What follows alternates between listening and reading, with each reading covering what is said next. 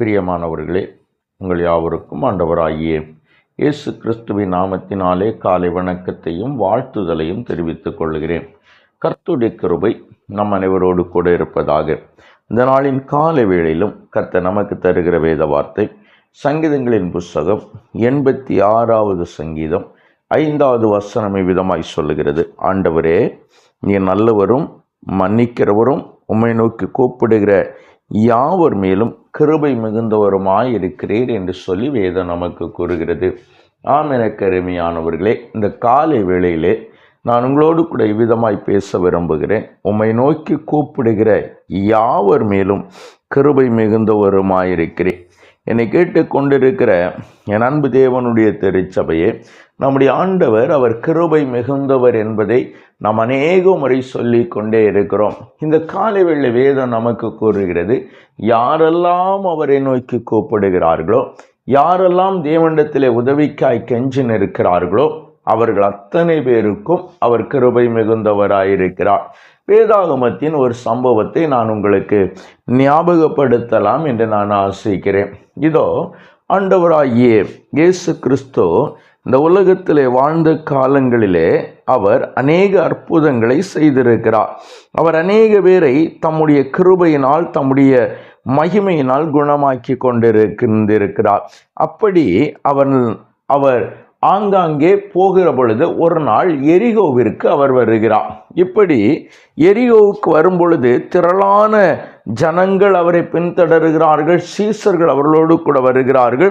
அப்பொழுது அந்த எரிகோவின் வீதியிலே திமேனுடைய குமாரன் பர்திமேயு என்கிற ஒரு பார்வையில்லாத ஒரு மனிதன் அங்கே இருந்து கொண்டிருக்கிறார்.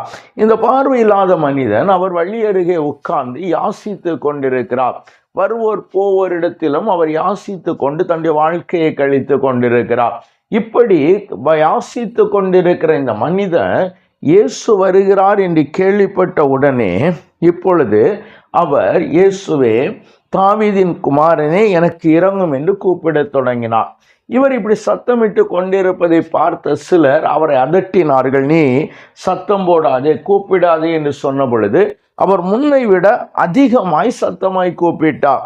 இயேசு அந்த வழியாய் போன இயேசுவின் காதுகளில் இவருடைய சத்தம் தொனிக்க ஆரம்பிக்கிறது. இந்த சத்தம் இயேசுவை அதற்கு மேலே நகர விட முடியவில்லை. எனவே இயேசு நின்று அந்த சத்தமிடுகிற அந்த மனிதனை அழைத்து வாருங்கள் என்று சொல்லுகிறார். இந்த பர்திமே என்று சொல்லுகிற அந்த மனிதன் இயேசுவிடத்திலே போய் பார்வையற்றவராய் நின்று கொண்டிருக்கிறார். அப்பொழுதுதான் இயேசு கேட்கிறார், நான் உனக்கு என்ன செய்ய வேண்டும் என்று இருக்கிறாய் என்று கேட்கிற பொழுது அந்த மனிதர் சொல்லுகிறார், ஐயா, நான் பார்வை அடைய வேண்டும் என்று சொல்லுகிறார். உடனே ஆண்டவர் சொல்லுகிறார், நீ போகலாம், உன் விசுவாசம் உன்னை ரட்சித்தது என்று சொன்ன உடனேயே அந்த மனுஷன் பார்வை அடைந்தது மாத்திரமல்ல, இயேசுவுக்கு பின் சென்றார் என்று சொல்லி வேதம் நமக்கு கூறுகிறது. இங்கு பாருங்கள், இந்த மனிதருக்கு இயேசுவை குறித்து பெரிதாய் ஒன்றும் தெரியாது.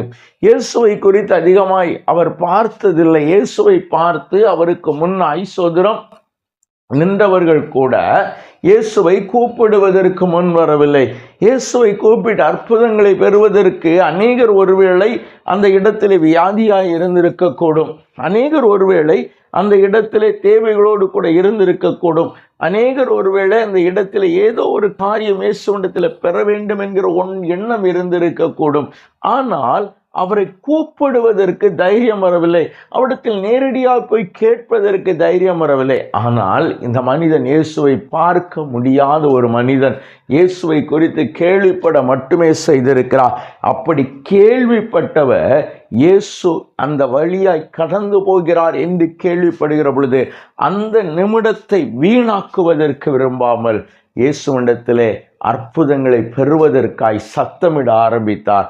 அற்புதங்களை பெற்றுக்கொண்டார். இந்த காலை வேளை அப்படிதான் வேதம் நமக்கு சொல்லுகிற, கூப்பிடுகிற யாவர் மேலும் கிருபை உள்ளவராயிருக்கிறபடினாலே இன்றைக்கு தேவ சமூகத்திலே கூப்பிட்டு, இன்றைக்கு தேவனை சத்தமாய் அழைத்து அவருடைய சமூகத்தில் அற்புதங்களை பெற்றுக்கொள்ளும்படியாய், தேவ சமூகத்தில் மகிமைகளை பெற்றுக்கொள்ளும்படியாய் கண்களை மூடி ஜெபிக்கலாமா?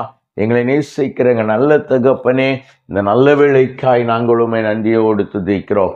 நீர் நல்லவர் ஆண்டவரே, மகிமையானவர் ஆண்டவரே, மகத்துவமான கிருபைகளை எங்களுக்கு தந்து எங்களை ஆசீர்வதிக்கிறவர் அல்லவா. அந்த கிருபைக்காய் உமக்கு நன்றி. கூப்பிடுகிற யாவர் மேலும் கிருபையுள்ள கர்த்தர் இந்த நாளும் தம்முடைய பிள்ளைகள் ஆண்டவரே உம்மை நோக்கி கூப்பிடுகிறார்கள் ஆண்டவரே. தம்முடைய பிள்ளைகள் உம்மை ஆண்டவரே மகிமைப்படுத்தபடியாய் ஆண்டவரே உம்மை மகிமைப்படுத்தி இந்த தேவ சமூகத்தில் நிற்கிறது மாத்திரமல்ல, தங்களுடைய தேவைகளுக்காய் தங்களுக்கு உதவி செய்யும்படி ஏதோ ஒரு காரியத்திற்காய் கூப்பிடுகிறார்கள். கர்த்தர் இவர்களுக்கு அற்புதம் செய்வீராக ஆண்டவரே. தேவ மகிமை இவர்கள் ஒவ்வொரு இடத்திலும் விளங்கும்படியாய் கர்த்தர் உதவி செய்யும். நீர் மாத்திரம் எங்களோடு கூட வாரும். உம்முடைய கிருபை மாத்திரம் தாங்கட்டும். இயேசுவின் நாமத்தில் ஜெபிக்கிறோம் எங்கள் ஜீவனுள்ள நல்ல பிதாவே. ஆமேன், ஆமேன், ஆமேன்.